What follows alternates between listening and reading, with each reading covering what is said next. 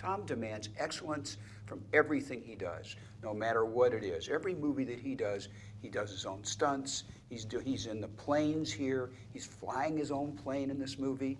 So I think that's really exciting for an audience to see an actor who's so committed to his craft and works so hard at it. It's no accident he's one of the biggest movie stars in the world, if not the biggest. And there's a reason his movies do so well, because he puts so much time and energy and commitment into it. It's real deja vu for me to come back and make this movie with an iconic actor. And just, we had such a great time the first time. But the difference the first time is we didn't know what we were making. We had no clue. We knew we were making a good movie. But this movie took off all around the world. I mean, Tom tells stories where he's in Africa in the jungles, and kids will walk up to him and say, Maverick, Maverick. So this is all exciting stuff to come back and be Maverick again at a different phase in his life and actually be a teacher working with these young pilots. It's a character piece, it really is. It talks about what individual in the military who's an aviator has to deal with in his life, the toll it takes on him, the kind of excellence they have to deal with the physical, the mental strains, and everything else that a pilot goes through. You have to really take your hat off to these young men and women who actually climb in these planes and protect our country. What's so exciting about it, we have their best pilots working with us. We have the real Top Gun pilots. They've all been in combat. They're just fantastic individuals, and you have no idea what you go through before a flight. They have 3-hour briefings before a flight where Tom actually is coordinating and choreographing all the flights. So he's working with their aviators, and they're designing what they're going to do. So Tom's right in the middle of this and doing everything just like an aviator would do it. It's amazing what we see in the cockpit and what an audience is going to experience. You're going to experience what it's really like to be a pilot, a fighter pilot, a Top Gun pilot. It's so exciting for me to watch this, and you see this aerial footage, which is spectacular looking, and it's such speed.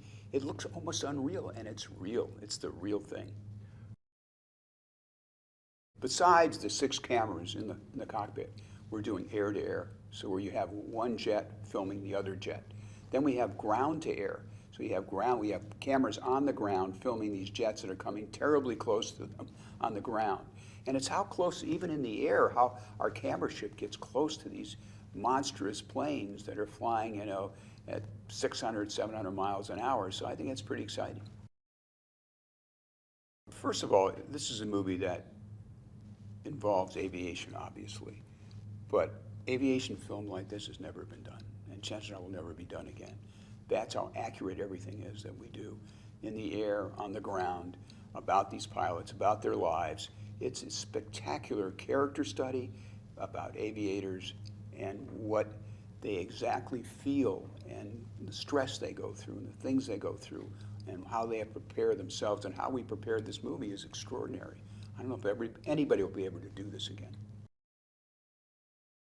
Joe Kosinski, our director, what we went through to find a director to do this. And Joe had worked with Tom in the past, and Tom knew what an excellent director he was, how he's into the details. He's a techno whiz with everything.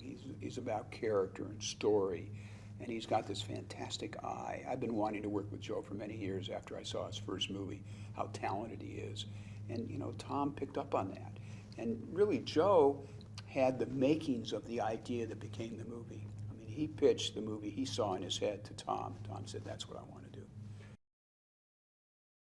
Claudio is our cinematographer, and just to mount those cameras, the technology, the things he had to figure out, the right kind of cameras, and work with the various different camera companies to make sure he got the right ones, and to make sure they're working every time you go up there. It's a lot of money. They better be working. He did a great job. He's got a great vision, a great eye. He's a master cinematographer. Well, I think Maverick carries on the legacy. Tom Cruise carries on the legacy. He's such a terrific actor and individual, and he works so hard, and he cares so much about the process, and he's involved in every aspect of it. He just doesn't show up on the set and say, remember his lines and go to work. He works tireless hours on the weekends, rehearsing, going over the script, bringing the cast in, making sure everybody's able to fly. We have ways where the actors actually start learning how to fly to take these G-forces, and he starts them in a prop plane, then he puts them in a jet, and then we put them in an F-18. So by the time they have the F-18, their body's getting used to handling these G-forces, which these pilots take years to do. Everybody has to go through a training for ejection, so it's quite a process to be an actor in this movie. Tom's an aviator. He's an excellent aviator, and he loves flying, absolutely loves it. He has his own plane, and he just, anytime he has free time, he's up in the air somewhere. So his love of flying will certainly come through in Top Gun, and it's certainly embraced by all the actors because that's what he talks about when he's around them. The story worked so well the first time you fell in love with Maverick. You became part of what his life was like and how he went through his life. You became Maverick yourself as you're watching the movie. So anytime he got in jeopardy, you felt the angst and the pain that the character was playing and feeling. So I think that we're trying to establish the same kind of things with Tom again.